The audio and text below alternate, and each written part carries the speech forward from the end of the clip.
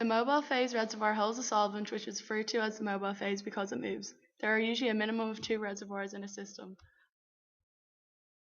There are 4 lines in the degasser which go into the vacuum. It takes the bubbles and entrapped gases out of the solvent before going into the pump. If gas was to be present in the eluent, this would be detected as noise and would cause an unstable baseline.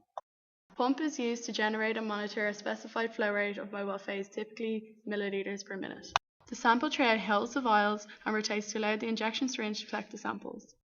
The injector is able to introduce a specific amount of the sample into a continuously flowing mobile phase stream that carries the sample into the HPLC column.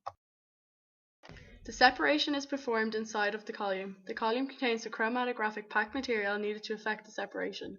The packing material is called stationary phase because it is held in place by the column hardware.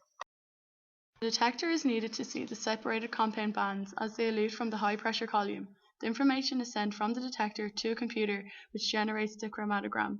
The mobile phase exits the detector and is either sent to waste or collected as desired.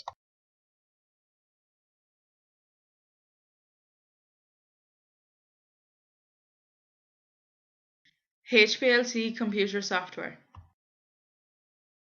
This is a software to perform the HPLC. It is called Empower Pro.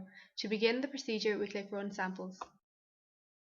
This screen is where we instruct the machine what to do. Under the heading The Function, we click the drop-down menu and select Inject Samples. Before running the samples, a number of steps must be carried out to prepare the HPLC instrument. This screen shows the startup procedure for the experiment. Direct function is selected and the following conditions are carried out. A function called wet prime is carried out for 10 minutes in order to pass the new solvent that will be used through the system.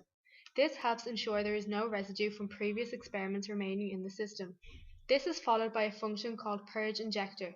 This is where a degassed solvent is passed through the tubing as far as the column's connection in order to drive out previous solvents and air from the system. Every HPLC has a valve for this purpose which diverts the solvent out in between the pump and the injector. The final function carried out before injecting the samples is the condition column. This is used to prepare the column for the experiment. When a column is connected for the first time or after it has been stored for a long time, it needs to be washed with the stored solvent to get wetted. The solvent should be allowed to elute freely for 10 minutes to release possible dust particles, any residue that may be present, or even air. After these functions are carried out, the sample can be injected into the system. Here the shutdown method is set up in order to tell the device to stop running after all the samples have been run through and the results obtained. The shutdown method is very important in order to stop the machine running unnecessarily. If the system continues running, the solvent, which is the mobile phase, will eventually run dry, which will result in damage being caused to the column and causing the system to become airlocked.